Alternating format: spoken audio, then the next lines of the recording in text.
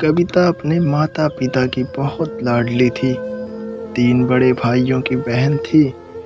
कोई भी चीज मांगने पर उसी वक्त सामने हाजिर हो जाती थी। पूरे घर में रौब था उसका। पूरे परिवार और नौकरों पर राजकुमारी की तरह हुक्म चलाती थी कविता। स्कूल में भी पूरा रौब था उसका। बड़े घर की लाडली जो थी वह। ऐसे ही उसने कॉलेज में दाखिला लिया। उसके ठाट बाट, बड़ी गाड़ी में आना जाना, हर दिन नया फैशन देखकर हर कोई उससे दोस्ती करना चाहता था। थोड़े ही दिनों में उसके बहुत से दोस्त बन गए थे। पूरे कॉलेज में उसकी अपनी ही एक पहचान थी। इन दिनों उसके घर एक रिश्ता आया।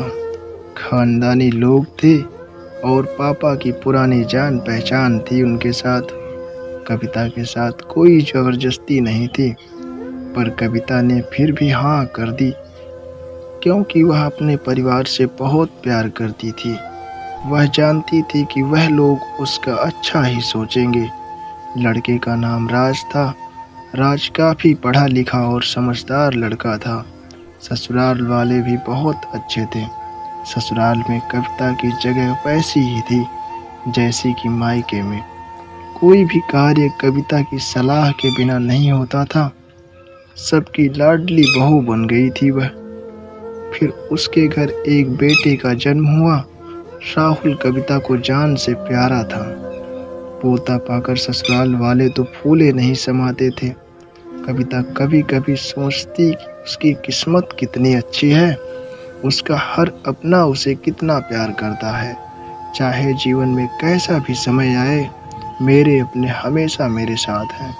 मैं कभी अकेली नहीं हो सकती। कितनी खुशकिस्मत हूँ मैं।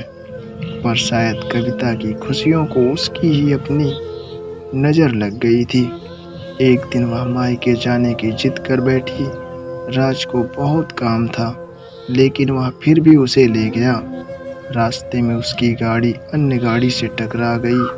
कविता, राज और राहुल बहुत बुरी तरह जख्मी हो गए। काफ़ी दिनों इलाज के बाद राज और राहुल तो ठीक हो गए, लेकिन कविता पूरी तरह ठीक न हो सकी। सर पर चोट लगने के कारण वह अपनी आंखों की रोशनी खो बैठी। अब कविता की किस्मत जैसे उल्टे पांव चलने लग गई। मायके वाले कुछ दिनों तक उसे मिलने आते रहे, फिर कभी कभार फोन ही करके पूछ लेते कि अब कैसी हो। धीरे धीरे ये सिलसिला भी कम हो गया। ससुराल वालों की सहानुभूति भी कम होने लग गई। घर में किसी को पास बैठने के लिए कहती तो जवाब मिलता, बहुत काम है, अब तुम भी हाथ नहीं बटा सकती। राज भी चिड़चिड़ा हो गया था। बस राहुल ही था उसके साथ, जिसके साथ हंसते खेलते उसका वक्त गुजरता। एक दिन कविता के हाथ से कुछ सामान गिर गया, जिसकी वजह से राहुल को हल्की सी चोट लग गई। कविता के सास ससुर ने राहुल को उससे अलग कर दिया कि कहीं उसके न देखने की वजह से बच्चे का कोई नुकसान न हो जाए। कविता अंदर से टूट चुकी थी। एक दिन उसने सबके सामने मायके जाने की इच्छा रखी तो राज उसे तुरंत मायके छोड़ आया, जैसे कि वह भी यही चाहता था। लेकिन राहुल को उसके साथ नहीं भेजा गया। कविता कभी राहुल से दूर नहीं रही थी। वह अपनी कमी के कारण उसने ज़्यादा बहस नहीं की। कविता को लगा कि वह 3-4 दिन वहाँ रहेगी तो थोड़ा हवा पानी बदल जाएगा, क्योंकि वह कितने दिनों से कहीं भी बाहर नहीं गई थी। घर वाले भी इतने दिनों बाद उसे देखकर कितने खुश होंगे। कविता के घर पहुंचने पर सब लोग बहुत खुश हुए। खाने में सब कुछ कविता की पसंद का ही बना था। उसने अपने मम्मी पापा और भाई भाभीियों से दिल खोल कर बातें की। उसके छोटे छोटे बच्चे भी बुआ के साथ घुल मिल गए थे। रात को सोने के वक्त जब वह कपड़े बदलने लगी तो उसे पता चला कि वह उसका बैग तो बहुत भरा हुआ था।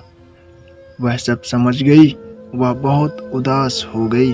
कुछ दिनों तक तो सब ठीक रहा, फिर जैसे सब बदलने लग गया, सबका व्यवहार बदल गया था। वह लोग जैसे थक चुके थे उससे।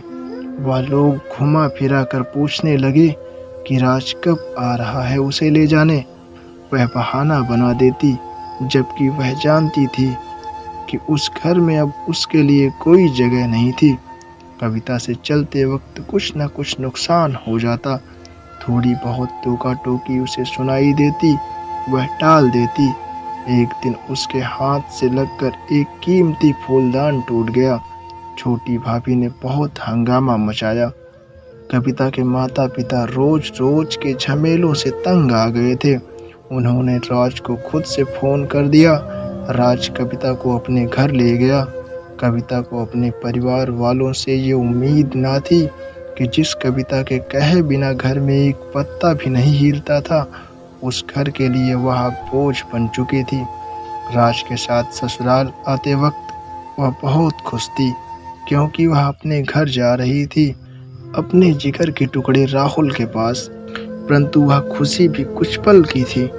सारा बंदोबस्त पहले ही किया हुआ था। कविता को सीधे ऊपर वाले कमरे में पहुंचा दिया गया। राहुल से दूर रहने की सख्त चेतावनी दी गई।